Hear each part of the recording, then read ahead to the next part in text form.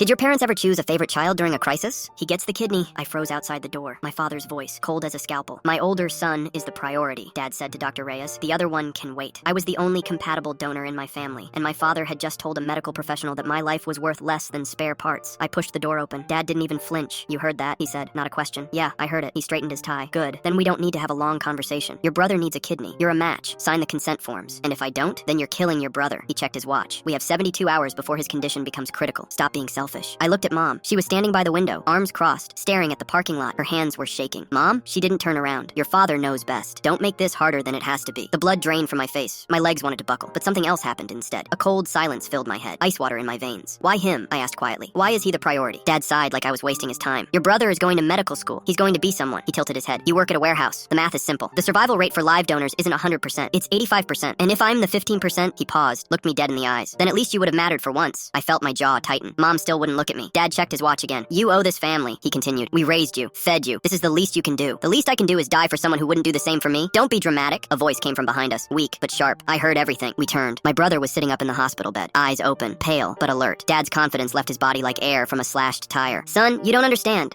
You just told a doctor that my brother's life is worth less than mine because he works at a warehouse. I was protecting your future. I don't want your protection. My brother's voice cracked but didn't break. I don't want your kidney, and I don't want your love if this is what it looks like. Dad stepped forward. You're not thinking clearly. You're sick. I need you to stop talking. Silence. My brother looked at me. I'm sorry. I didn't know he was like this. I couldn't speak. I just nodded. He turned to the nurse standing frozen in the doorway. I'm refusing the transplant from my brother. I'll wait for another donor. Dad exploded. You're throwing away your life for him? My brother swung his legs off the bed, stood up slowly, holding the IV pole for balance. No, Dad. He walked toward me. I'm throwing away you. We left together. Walked right past our father without another word. Mom stayed frozen by the window. 3 weeks later, my brother found another donor. Surgery went perfectly. He's healthy now. We talk every day. Sometimes about nothing. Sometimes about everything. Last week he drove 4 hours just to help me move into a new apartment. Dad? Neither of us has spoken to him in 8 months. Mom calls sometimes. We don't answer. Some people ask if we'll ever forgive him, if time will heal it. I don't know about healing, but I know this. Some doors don't need to stay open just because they're family. And some people only show you who they really are when you're the one on the table.